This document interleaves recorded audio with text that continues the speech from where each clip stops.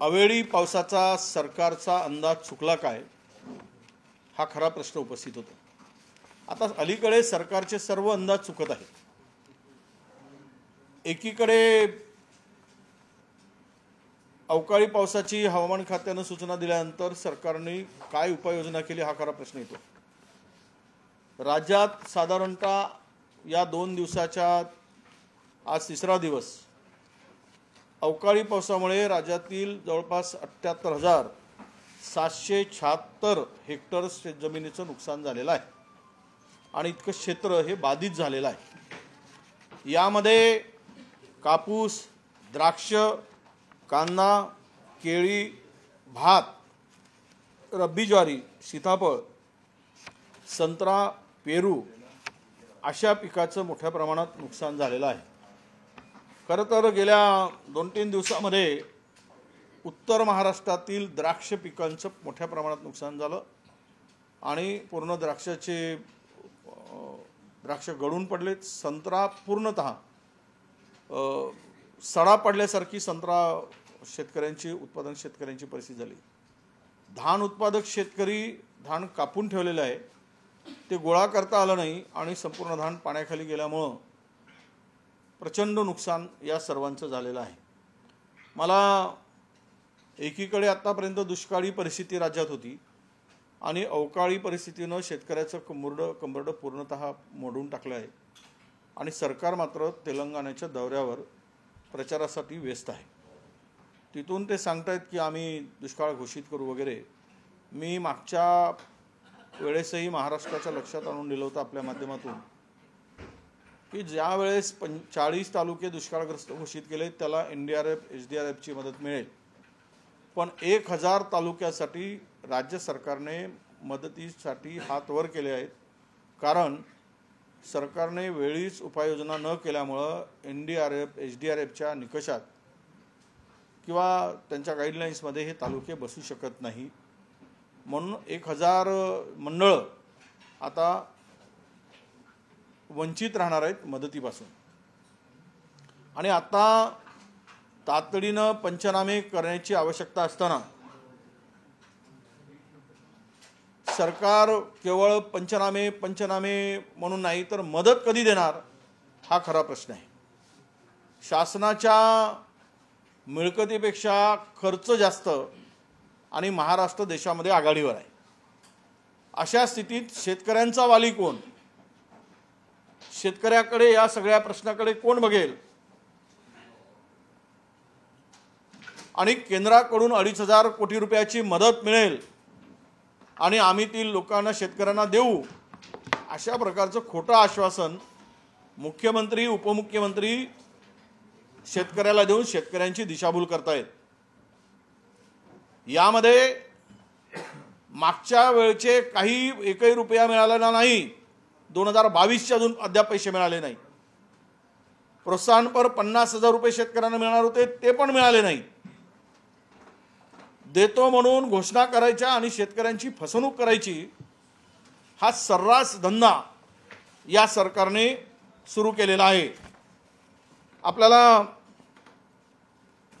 दुष्काळ या शब्दाला तसं पाहिलं तर मागचे जे काही 178 तालुक्यामध्ये दुष्काळ परिस्थिती जाहीर केली साधारणतः 1000 मंडळामध्ये, पण या विषयावरून सुद्धा मागच्या वेळेस देवेंद्रजी फडणवीस मुख्यमंत्री असताना आपल्याला माहिती आहे तो गोंधळ उडाला होता आणि गोंधळ झाला होता आणि ती चूक पुन्हा सरकारने आजही केलेली आहे। केंद्र सरकारकडून मदतीची अपेक्षा मिळणे दुरापास्त आहे।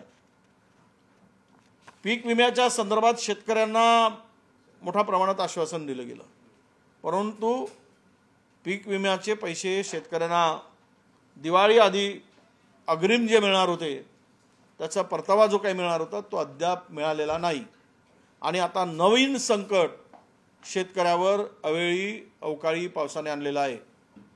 शेतकरी रडतो आहे। सरकारने तिजोरीच्याकडे बोट दाखवून हात वर करू नये, नाहीतरी राज्याला कर्जबाजारी करून उद्ध्वस्त करून ठेवला आहे। अशा स्थितीमध्ये आम्ही 2 तारखेपासून विदर्भातील आणि मराठवाड्यातील काही जिल्ह्यांना अवकाळी पावसामुळे झालेल्या नुकसानग्रस्त भागाची पाहणी करणार आहोत। 2 ते 5 असा हा दौरा असणार आहे। त्या अगोदर तातडीनं पंचनामे करून सरकारनं घोषणा करावी। अधिवेशनाची वाट पाहत बसण्याची गरज नाही। अधिवेशनामध्ये बघू, अधिवेशनामध्ये करू, काय गरज आहे अधिवेशनाच्या वाटपर्यंत वाट बघायची। आता त्वरित तुम्ही हे जे 78,000 हेक्टरचं नुकसान झालं आहे त्याची नुकसान भरपाई आणि 1,000च्या वर मंडळामध्ये जे काही दुष्काळ घोषित केला त्या शेतकऱ्यांना मदत, हे तात्काळ शेतकऱ्यांना मदत दिली गेली पाहिजे अशी आमची मागणी आहे। कारण दाखवू नका। कंत्राटच्यावर कंत्राट काढून डबल किमतीने ठेके वाटण्याचं काम, कंत्राट वाटण्याचं काम हे आता बंद करा। मराठवाड्यामध्ये धरणामध्ये पाणी नाही, पुढच्या नियोजनाचं काही यामध्ये अंदाज दिसत नाही किंवा सरकारचं कुठलं प्लॅनिंग दिसत नाही। कधी नव्हे, या महिन्यामध्ये नोव्हेंबर महिन्यामध्ये महाराष्ट्रात गेल्या 20 वर्षामध्ये टँकर लावले गेले नाही, पण 355 गावामध्ये टँकर सुरू करावे लागले। कुठलं नियोजन आहे? कुठे गेले ते जलसंधारण? कुठे गेले ते जलजीवन, जलमिशन, काय जलयुक्त शिवार? जर आज राज्यात ही स्थिती असेल तर सरकारच्या उपाययोजना अपुऱ्या पडतायत किंवा सरकारने काही घोषणा करून शेतकऱ्यांची जी काही बनवाबनवी केली ते आता लोकांच्या पुढे उघड झालेलं आहे। म्हणून सरकारला आमची विनंती आहे, आमचा इशारा आहे, अधिवेशनामध्ये वाट बघण्यापेक्षा तुम्ही त्वरित पंचनामे करून या शेतकऱ्याला मदत घोषित करा। NDRF SDRFच्या निकषात बसते वगैरे सांगत नका बसू। आम्हाला माहिती आहे, आम्ही ज्यावेळेस 2020-21 मध्ये राज्यातील 22 लाख हेक्टर शेतकऱ्यांना त्यावेळेस मदत केली गेली होती, कुठेही थांबलो नव्हतो आम्ही। आणि म्हणून आज या सर्व दुष्काळ एकीकडे आणि अवकाळी पाऊस दुसरीकडे असा दुहेरी मार बसलेला शेतकरी या संकटातून बाहेर काढायचा असेल तर तात्काळ 25,000 रुपये पर हेक्टरी 5 हेक्टरपर्यंतची मदत शासनाने घोषित करावी, त्याचं वाटप सुरू करावं, घोषणा करू नये अशी सरकारकडे आमची मागणी आहे। दुसरीकडे पाहायला गेलं तर राज्य सरकार म्हणते की आम्ही 1 रुपयामध्ये शेतकऱ्यांना पीक विमा भरून घेतला, मात्र प्रत्यक्षात पाहायला गेलं तर शेतकऱ्यांच्या खात्यावर गुंठ्याला फक्त 150 रुपये जमा होत आहेत। विशेष म्हणजे अनुदानाच्या स्वरूपात राज्य सरकारने मदत दिली नाही। यापूर्वी आपलं सरकार असताना राज्य सरकारने मदत दिली होती, याकडे कसं पाहता? नाही, राज्यातला शेतकरी उद्ध्वस्त करण्याचं पाप शिंदे फडणवीस सरकारने केलं आहे। यवतमाळ जिल्ह्यामध्ये शेतकऱ्याला विमा परताव्याचे 2 रुपये मिळाले, अनेक शेतकऱ्यांना 1.5 रुपया, 2 रुपये, 7 रुपये, 9 रुपये। यांना तर चापकाचे फटकारे दिले पाहिजेत या पीक विमा कंपन्याला। केवळ घोषणा करून मूर्ख बनवण्याचं काम चाललेलं आहे। काही शेतकरी मराठवाड्यातील आपले अवयव विकण्यासाठी आता मुंबईत दाखल झालेत, आम्हाला परवानगी द्या। मग राज्य सरकार सरसकट शेतकऱ्यांचं कर्ज माफ का करत नाही? पूर्णतः माफ आम्ही सुरुवात केली होती आमचं सरकार आल्याबरोबर, कोरोना आला, पण जवळपास 22,000 कोटी रुपये त्यावेळेस शेतकऱ्याच्या खात्यात कर्जमुक्तीसाठी आम्ही घातले होते। कदाचित आज सरकार असतं तर महाराष्ट्रातला शेतकरी कर्जातून मुक्त झाला असता। हे का करत नाही? आणि म्हणून पीक विमा कंपन्यांवर वाटा सरकारचा किती आहे आणि सरकारला वाटा किती मिळतो आहे हेही आता आम्हाला सांगावं लागेल। त्याशिवाय 2 रुपये यवतमाळच्या शेतकऱ्यांना इतकी थट्टा करताय, त्याच्या जखमेवर मीठ चोळायचं काम करताय आणि पाप करताय। ₹2 फक्त, ₹2, ₹5, ₹7 असे वाटले, असे पीक विम्याचे पैसे दिले गेलेत. इतकी मुजोरी आणि माजलेपणा या लोकांमध्ये, सरकारच्या लोकांमध्ये कसा येतो आणि हे यांचं कसं ऐकत नाही, हा मोठा प्रश्न आहे. हे सगळे प्रश्न उद्याच्या दिवशी याला उत्तर द्यावं लागेल. अधिवेशन तोंडावर आहे, त्या ठिकाणी त्याचं उत्तर आम्ही मागूच. पण सरकारला मात्र आता जनता वैतागली, विटली आहे. आणि या सगळ्यामध्ये विशेष रूपानं हे सरकार आता बदलण्याशिवाय हा शेतकरी आता सुखी होणार नाही, अशा प्रकारची भावना शेतकऱ्यामध्ये रुजली आहे. मला पीक विमा कंपनीकडे राज्य सरकारने भरलेला जो प्रीमियम आहे तो साधारणतः 7,000 कोटी रुपये आहे.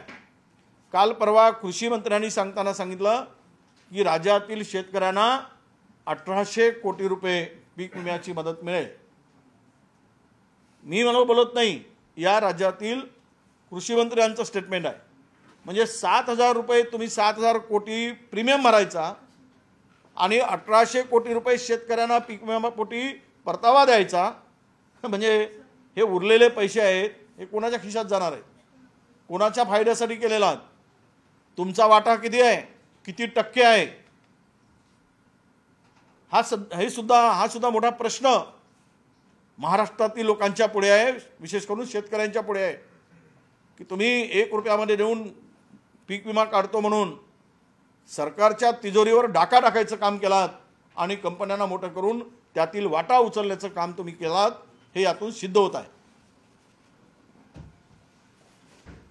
तुम्ही शेतकऱ्यांचा विषय सांगितला, तर मुख्यमंत्र्यांचा जिल्हा असलेल्या ठाणे जिल्ह्यातल्या आरोग्य सर्वेमध्ये शेकडो करोडोंची जी अपव्यवहार किंवा गैरव्यवहार झालेला आहे, ऑडिटरचा रिपोर्ट आलेला आहे, त्याच्याविषयी काय सांगाल? आरोग्याशी मुख्यमंत्र्यांच्या जिल्ह्यामध्ये खेळलं जाते. नाही, मी मगानी बोलताना पण म्हणालो, नांदेडमध्ये, संभाजीनगरमध्ये, ठाण्यामध्ये, अनेक जिल्ह्यातीमध्ये रुग्णांना औषधी अभावीसाठी अनेकांचा जीव जातो. म्हणजे हे रुग्णालय आहेत की यमाची दारं आहेत, असा प्रकार राज्यामध्ये उपस्थित झाला होता. अजूनही ती स्थिती आहे.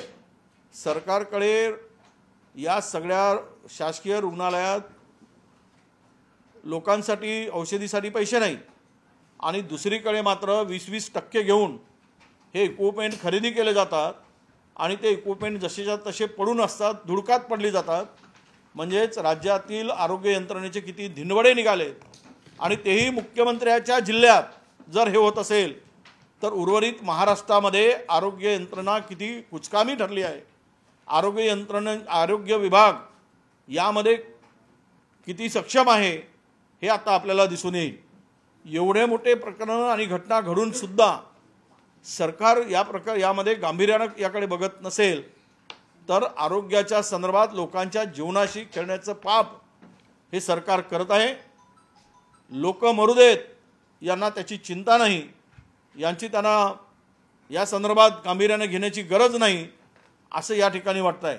मला 100 कोटी रुपयाची खरेदी असता किंवा महाराष्ट्रामध्ये हजारो कोटीचे असे इक्विपमेंट खरेदी करून पडलेले आहेत, ते इन्स्टॉल झाले नाहीत, वापरात आले नाहीत आणि याच्यामध्ये टक्केवारी कमवून मंत्री असेल आणि त्यांचे सगळे चेले सरकारमधले हे खुश आहेत आणि लोकांना मरायला सोडून दिलं आहे.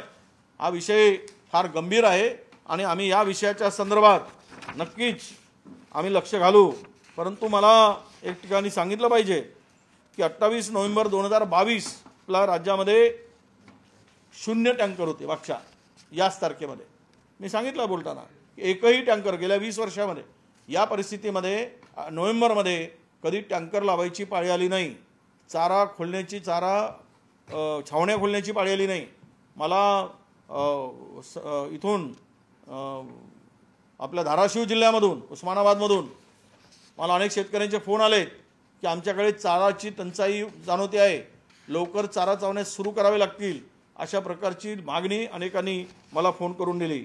आणि आज जर याच्यामध्ये 355 म्हणालो 380च्या जवळपास टँकर सुरू असतील तर पुढचे 7 महिने या राज्यामध्ये पाण्याविना जनतेला तडफडून मरावं लागेल, अशी परिस्थिती आत्ता आहे आणि यावर कुठल्याही या संदर्भात कुठलीही उपाययोजना करण्यासाठी सरकारकडे वेळ दिसत नाही, तशा प्रकारची कुठल्या बैठका दिसत नाही, प्लॅनिंग दिसत नाही. हे महाराष्ट्राचं दुर्दैव आहे. आरक्षणाच्या संदर्भात छगन भुजबळ म्हणतात की ती कमिटीच रद्द करून टाकली पाहिजे शिंदेची. आणि दुसरा महत्त्वाचा मुद्दा, नाना पटोलेजीवर काल हेच वक्तव्य केलं. त्यांचं असं म्हणणं की त्या कमिटीची काही आवश्यकता नव्हती. याचा अर्थ काँग्रेस आणि भुजबळ यांची लाईन या सगळ्या संदर्भात सेमच असं म्हणायचं का? सरकारची लाईन काय असं आहे, मला मुळात दोन गोष्टी सांगितल्या पाहिजेत. आम्ही म्हणू ही आमच्या पक्षाची भूमिका आहे की गरज काय होती, पण आपल्या शिंदे समितीची गरज होती की नाही हे भुजबळ साहेबांनी त्या कॅबिनेटमध्ये का सांगितलं नाही, सरकारला का सांगितलं नाही. बाहेर बोलण्यापेक्षा त्याची गरज नव्हती तर तिथे ती समिती रद्द करण्यासाठी काय प्रयत्न केले ती किंवा करतायत. आणि सरकारची भूमिका या संदर्भातली काय आहे. आज एक मंत्री दुसऱ्याचं जो म्हणत नाही, ते तर एक मंत्री म्हणतात की मी म्हणतो तसं कर, ते मी मुख्यमंत्र्याचंही ऐकत नाही आणि SP वर दमदाटी करतात. दुसरे हे बेतालपणे असं वागतंय. एकाचा पायपोस एकाच्या पायात नाही, काय चाललंय राज्यात कळत नाही. म्हणजे आता तर नवीन फंडा सुरू झाला आहे, फायली अडवा आणि एकमेकाची जिरवा, हे नवीन सुरू केलं आहे. म्हणजे पाणी अडवा पाणी जिरवा होतं तसं फायली अडवा आणि एकमेकाची चांगलीच जिरवा. आणि ते जिरवण्याच्या याच्यामध्ये महाराष्ट्राला उद्ध्वस्त करून महाराष्ट्रातल्या जनतेला बुडवा. जिरवण्याच्या संदर्भात तुम्ही म्हणाला, पृथ्वीराज चव्हाणांनी एक वक्तव्य केलंय की राज्य सहकारी बँकेवरती कारवाई केली त्यामुळे आमचं सरकार पडलं, ते पण जिरवण्याच्या संदर्भात काय होतं का? त्यावेळेस मी मंत्री नव्हतो, मंत्रिमंडळाच्या बाहेर होतो. पण त्या अनुषंगाने ते असं म्हणाले की त्या कालावधीमध्ये जर सरकार पडलं नसतं तर मराठ्यांना आरक्षण मिळालं असतं आणि हा प्रश्न इतका चिघळला नाही. हां, याला तथ्य आहे. कारण 2013मध्ये ज्यावेळेस मराठा आरक्षणासाठी आम्ही राणे समिती नेमली, बापट आयोगांच्याकडे तो रिपोर्ट गेला. बापट आयोगांनी त्यामध्ये थोडा विरोध दर्शवला आणि त्याच कालावधीमध्ये सरकार अस्थिर झालं. जी सरकार म्हणून काम करायला सरकार अस्थिर आणि ऑर्डिनन्स काढल्यानंतर त्यांनी तो हे नाकारला गेला. ही वस्तुस्थिती आहे. त्यावेळेस सरकार जर म्हणून त्यावेळेस आमचं असतं तर त्याला पूर्णत्वाकडे नेता आलं असतं आणि मराठा समाजाचा रक्षणाचा प्रश्न संपला असता. या मताशी बाबा म्हणतायत, पृथ्वीराज बाबा म्हणतायत, त्या मताशी मी सहमत आहे. दुसरा महायुतीचा जो फॉर्म्युला येतोय 26-11-11, तर त्यामध्ये अजितदादा गटाला कुठेतरी लोकसभेच्या जास्त जागा देऊ नये यासाठी शिंदेचं प्रयत्न आहे. कारण की अजितदादा गट नंतर आलाय, महायुती आधी होती, त्यामुळे जास्तीत जास्त जागा शिंदे गटाला आणि भाजपला मिळाल्या पाहिजे. काय आता असं आहे की सगळ्यांनी बटणं घालून जाऊ नये पुढच्या वेळेस मंत्रिमंडळात. म्हणजे बटन घालूनच जावं, नाहीतर बटणं तुटूपर्यंत एकमेकाचे कपडे फाडतील अशी परिस्थिती नजीकच्या काळात येणार आहे. म्हणजे ते मी शीतयुद्ध काय म्हणतो त्याला कोल्ड वार म्हणालो, आता शस्त्रवार सुरू होईल की काय. कोणी हातात लपवून बिपवून चाकू बिकू घेऊन येतील. मी म्हणतो तसं कर, नाही तर दाखवतो बघ तुला, अशी पाळी येईल. कारण फार तिघेही टोकाचे ॲम्बिशन असलेले आहे. ते आम्हाला पाहिजेच, काही करा, देख लेंगे. एक मिशीला हात लावतो, दुसरा मिशी दाढीला हात लावतो आणि तिसरा आपल्या गालावरच हात फिरवत असतो. तीन तिघाडा काम बिघाडा असं काम चाललं आहे. आणि यामध्ये जागा वाटपाचं काय, ते लोक तसे किती वाटा, कोणाला किती घ्या, लोकांनी ठरवलं आहे महाराष्ट्रातल्या तुमची जिरवायची. त्यामुळं तो विषय कुठे आला आहे. तुम्ही 22 घ्या, तुम्ही 11 घ्या.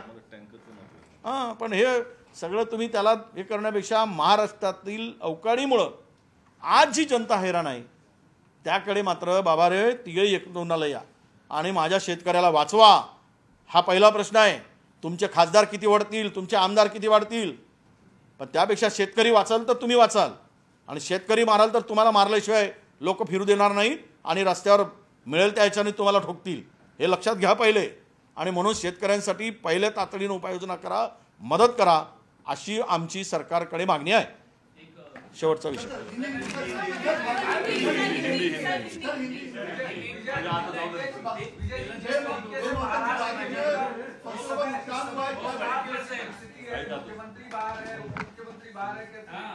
नहीं, अभी वो प्रचार में व्यस्त है, मैं प्रचार के व्यस्त है. जहाँ पे अभी तेलंगाना, छत्तीसगढ़, मध्य प्रदेश, राजस्थान, वो कहाँ जाना है वो जाए. पर हमारा किसान आज जो इनमें से बारिश से अभी आई 3 दिन के, इससे जो परेशान है इनके करीबन 78,000 हेक्टेयर का पूरा फसल बर्बाद हो चुकी है। इसमें केला है, संतरा है, राइस है और आपका ज्वार से लेकर तो सब्जी तक लेकर बहुत सारे प्याज, इन सब पिकों का बहुत बड़ा फसल का नुकसान हुआ है। सरकार ने तुरंत इनको मुआवजा देने की बात करे। हमेशा की तरह पंचनामा करके टाइम पास करने की बात सरकार ने नहीं करनी चाहिए। तुरंत इनको मुआवजा देने के लिए पहल उठाना चाहिए। करीबन 178 तालुका है पिछले बार में जो घोषित किया था, उसको तो एनडीआरएफ और एसडीआरएफ की मदद नहीं मिलेगी, क्योंकि उन्होंने सब कमेटी की बैठक लेकर सेंट्रल गवर्नमेंट को लेटर लिखा नहीं था कि हमारे राज्य में ये स्थिति है। नहीं लिखेंगे तो इनके मुंह में लाके कोई निवाला नहीं डालेगा। वही कर्नाटक सरकार ने किया। तुरंत उन्होंने केंद्र का पथक आया, उन्होंने सब कुछ देखकर मुआवजा तय किया गया। वहां पे तो हमारी सरकार है, पर यहाँ पे केंद्र की सरकारों की विचार की सरकार होने के बाद भी उनके साथ में, किसानों के साथ में धोखाधड़ी हो रही है। एक तरफ अपनी पीठ थपथपाने के लिए मुख्यमंत्री, सीएम हो, डीसीएम हो, ये सेंट्रल गवर्नमेंट को ये जताने की कोशिश कर रहे हैं कि हमारे राज्य में सब आलबेल है, कोई किसान को तकलीफ नहीं है, या सेंट्रल का पैसा नहीं आना चाहिए। तो ये नहीं आना है तो मत मांगो, पर केंद्र राज्य सरकार ने अपनी तरफ से इन लोगों को मुआवजा देना चाहिए, यह हमारी मांग है।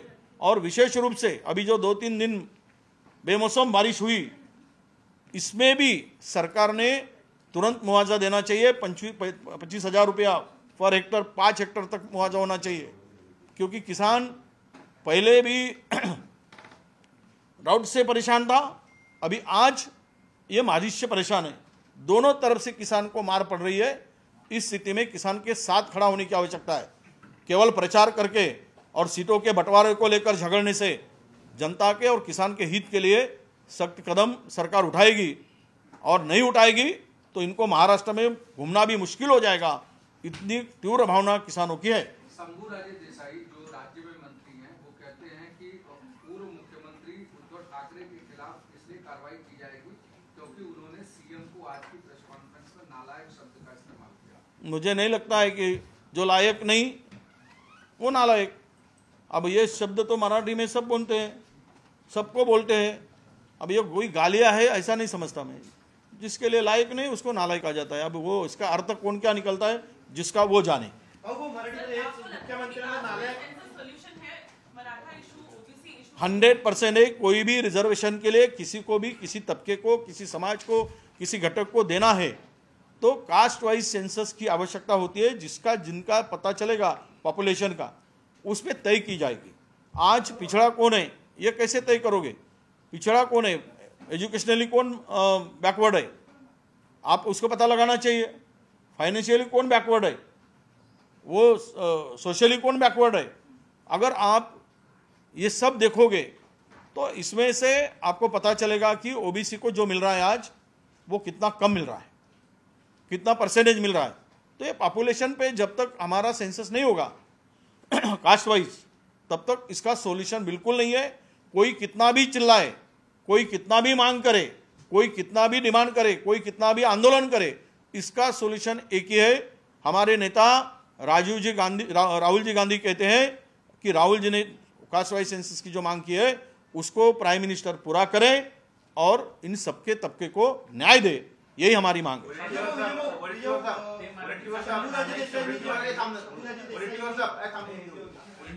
शंभूराजे देसाई कह रहे हैं कि 3-4 मंत्री ग्राउंड ऑन फील्ड जाकर खेतों में जाकर मुआयना कर रहे हैं, कितनी नुकसान हुआ इसका जायजा ले रहे हैं। लेकिन उद्धव ठाकरे या नेता विपक्ष है या कांग्रेस है, इस पर सिर्फ राजनीति कर रहे हैं। उन्होंने 2.5 साल में किसानों को कुछ नहीं दिया था, वो कभी किसानों के बांध पर नहीं गए थे, और अब जो सरकार काम कर रही है उसको वो कटघरे में खड़ा कर रही है, गलत है।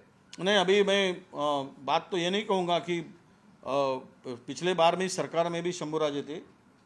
अब वो जलगांव के केले छिलने का काम कर रहे थे, शायद वो सरकार में बैठकर, या आलू छिलने का काम कर रहे थे। अब उनको बड़ी भाषण करने की यह है। मैं उनको चैलेंज करता हूँ कि सामने आए, बैठे एक साथ में, और 2 साल में इतना बड़ा पैंडेमिक होने के बाद भी हमने क्या दिया और तुमने 2.5 साल में क्या दिया, ये दूध का दूध पानी का पानी। मेरा चैलेंज है उनको, मैं भी उस डिपार्टमेंट का मिनिस्टर था, हमने क्या क्या मदद की, वो भी तिजोरी में पैसे नहीं थे हमारे, बहुत दिक्कत थी, पूरा महाराष्ट्र ठप पड़ा था, यही तो साथ में थे तब क्या मुंह सिला हुआ था क्या इनका कि मुंह बंद था, क्या फेविकॉल डाला गया था इनके मुंह में? नहीं, कल कैबिनेट की बैठक है, कितनी आप मुआवजे की, आपने 25,000 का या प्रति हेक्टेयर 25,000 मिलना चाहिए, कल कैबिनेट की बैठक उसमें डिसीजन होना चाहिए कि सरकार से भी इंतजार करेगी पंचनामा होने का? नहीं, पंचनामा तो सरकार का करने का समय आया है और वो दिन अभी जल्दी से जल्दी हो गए। अगर किसानों के मुआवजे के ये तकलीफ में पंचनामा नहीं होता है और मदद नहीं मिलती तो हम लोग सरकार का पंचनामा करने को हमारे किसानों से अपील करेंगे और किसान इनका पंचनामा जरूर करेगा और इनको रास्ते पर खड़ा करेगा। जिस तरीके से लास्ट यार उल्लेख उद्धव ठाकरेंनी नालायक असा केलेला आहे, त्याच्यावरनं शंभूराजेंनी तक्रार करण्याची तयारी केलेली आहे. मला नाही वाटत हे काही शब्दाचा छल करणं किंवा शब्दातून फिरवा. आता अनेक वेळा अनेकांना नालायक सरकार, नालायक मंत्री, अनेक जण म्हणतात जो लायक नाही तो नालायक, ज्याला लाज, त्याला ज्याला शरम असते त्याला याला शरम नाही म्हणतात, पण जे एकदम बेशरमच असतो त्याला बे लावून टाकतात, बेशरम म्हणतात. त्याच्या अर्थ शिवी वगैरे असं काही त्याचा गुरी धरू नये. ज्या लायकीचं नाही असं म्हणून त्यांचा कदाचित उद्धवजींचा असा म्हणण्याचा रोख असावा असं मला वाटतं. एक सवाल जो है, छगन भुजबल ने जो कहा शिंदे बस बहुत हो गया अभी, शिंदे अभी बहुत हो गया. मुख्यमंत्र्यांनी देवेंद्र फडणवीस तेलंगणाच्या दौऱ्यावर गेले, पण अजितदादांचा जो गट आहे तो महायुतीत आहे तर कुठल्याच प्रचारात दिसला नाही.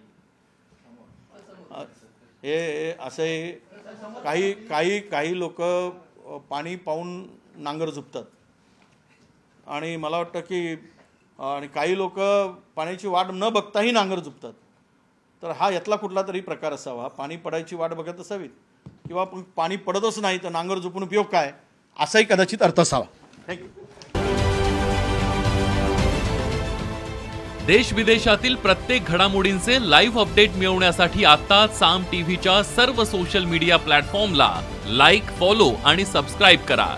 तसंच सर्व नोटिफिकेशनसाठी बेल आयकॉन प्रेस करायला विसरू नका.